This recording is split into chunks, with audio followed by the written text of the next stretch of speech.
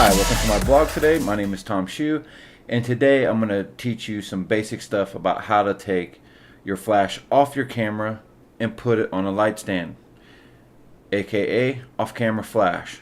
I've had quite a few questions in my email box lately about the simple task of taking a flash off the camera and putting it on a light stand and controlling it with a trigger, like a Pocket Wizard or those eBay Yongnuo triggers. So let's just start right here. Here's our flash. It's on the hot shoe of the camera. And we're going to take it off and we're going to put it on the light stand and we're going to control it with triggers.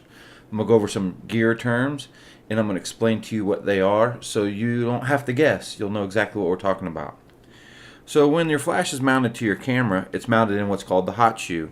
And the reason why it's called a hot shoe is because there's electrical contacts right here that are going to fire the flash, and it's going to read information from the flash, send it to the camera so it can automatically adjust it, do all that TTL stuff.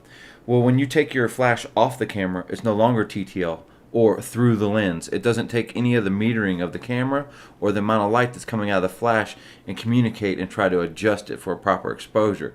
It's up to you to make the proper exposure, whether you use a light meter or you take a picture and you chimp and you get the right exposure that you're looking for. Okay, so what is a cold shoe? Okay, a cold shoe is this.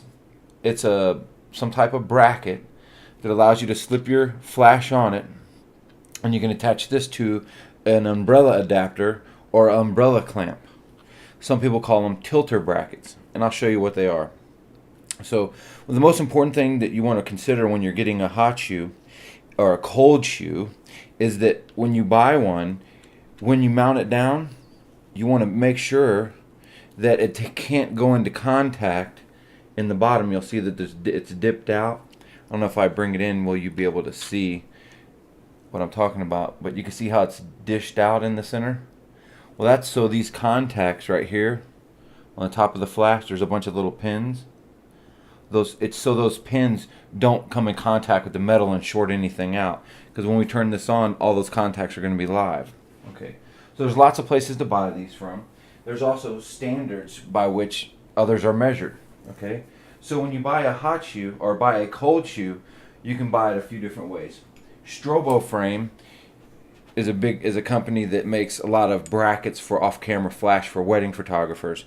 They sell one of these, and they're always noticed by their little red knob on the side. And basically, it's a cold shoe that mounts to a spigot. Okay, and a spigot is the next term I'm going to explain to you. On the top of any light stand, there's a fitting. Most of them are 1/4-20, some of them are 3/8, but where you clamp to, that's called a spigot. Okay, when you buy a tilter bracket, like this one here is a tilter bracket, it has an umbrella hole in it where you can mount an umbrella shaft, and it's angled. And it's angled so that the umbrella can angle up and the flash can go to the center of the umbrella. Okay, so we'll talk about that more in a minute. But when you buy these, you have to buy a spigot, and the spigot allows you to mount your cold shoe to the spigot, and then the spigot goes into the umbrella bracket or the tilter bracket and locks down. So you can loosen it up and rotate your flash in 360 degrees to get it lined up exactly the way you want. Now there's lots of different tilters. This one happens to be from Wescott. Okay, the industry standard is from Manfrotto. It's a 026. It's made out of all metal. It's got that same hole in it at an angle like this for your umbrella shaft. It's got a lock here and a twist knob here. So when you buy it, it comes with two spigots already, or spigots.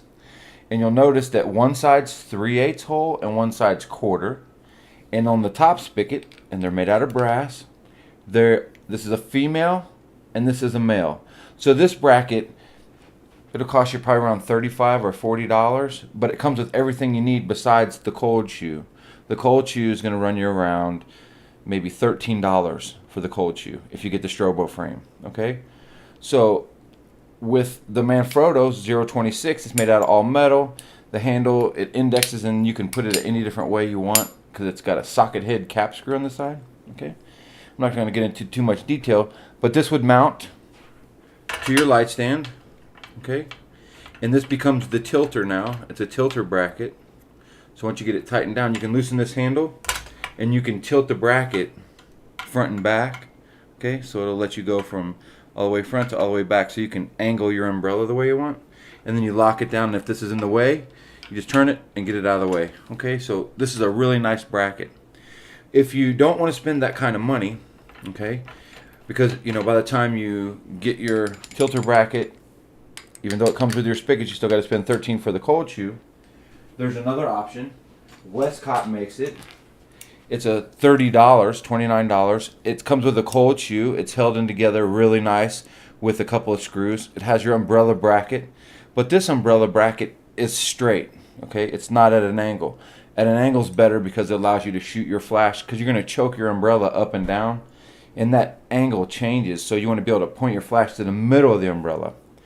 This is just straight up and down, but for $29, it gets you in the game. Okay, it's good to have lots of these guys. So we'll just go ahead and set one of these up.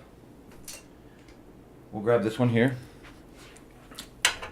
This is the 026, and you always want to consider where this the hole is, because you want the angle to go away from you, basically, because the shaft is going to come in and it's going to be pointed up. So we're going to make sure that the flash points to the center.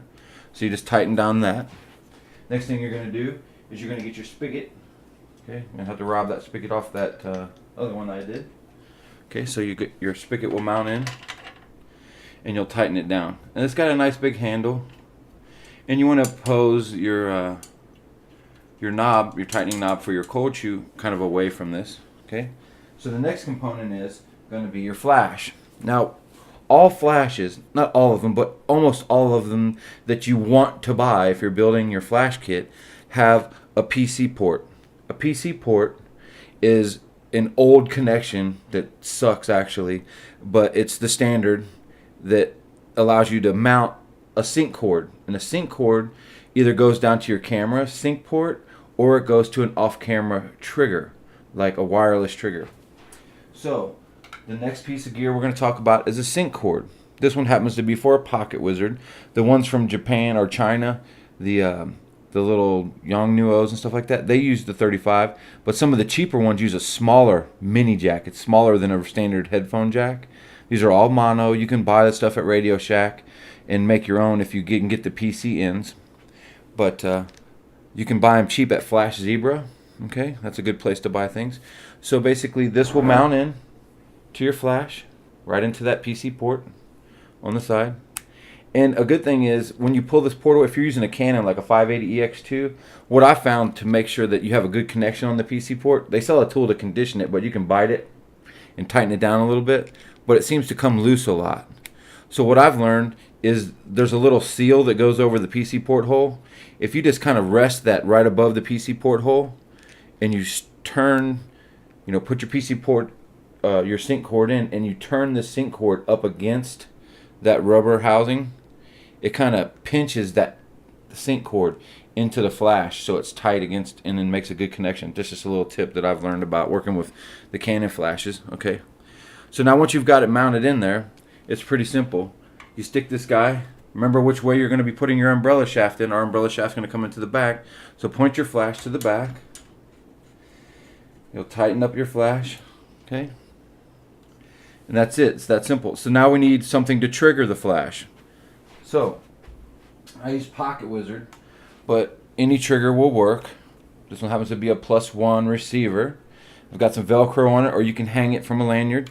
A lot of them have a little cold shoe or a hot shoe that you can mount your flash right into, but I don't recommend buying those kind. I recommend buying Pocket Wizard, but if you can't afford it, buy one that doesn't have a hot shoe in it. So you put it in the proper sync hole. So this one here says flash. So you just plug the connector into the flash. You turn on the unit, and I've got Velcro on mine. I just stick it right there. Okay. So you turn on the flash. We're going to put the flash in manual mode. So go to mode, manual. Okay. For the sake of this, I got it dialed all the way down. And then with this receiver on, you can test the unit. Okay. Take note what channel you're on. We happen to be on channel 1. So now that we got this all set up, next thing we want to do is use our umbrella. Okay. Any kind of modifier works, but your first modifier you should learn how to use as a photographer, and it's one I use a lot, is the umbrella. This is a 43-inch super silver or soft silver from Wescott. It's so small it can fit in any camera bag, right? But it's 43 inches, so it's a large one. Looks like a little rain umbrella, except this shaft has got, it's an octagon shaft, so it's got flat spots on it. That's good because when you tighten it up against this nut, it won't be rotating on you. So what you'll do is you'll put this in, remember with the base of it tilting down, okay? And now our flash, you'll notice, is pointing towards the center of the umbrella. Okay, so you just tighten that down, and you can choke it up at different distances, and you'll see what kind of performance you get as far as spread is concerned or coverage. Okay, so now we've got this set up. We're ready to go.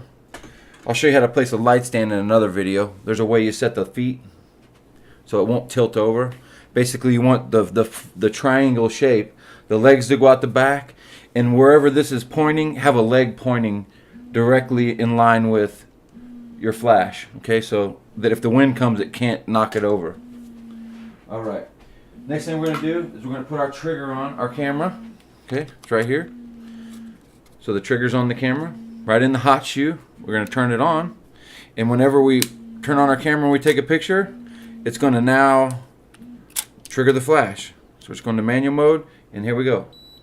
Well, I'm in timer mode here. Let me take it out of timer mode. So we go to our drive, single shot, and there it is. It's going to trigger our flash every single time. That's it. It's pretty simple stuff. There's other tilter brackets out there. They're all metal too, like PhotoFlex makes a metal one. And that's it. So I want to thank you all for visiting my blog today. If you got any questions about how to set up an off-camera flash or how to use a flash, just ask your question below the post, and I'll be happy to answer any of them. So I want to thank you all for visiting my blog today. Until next time, we'll see you soon.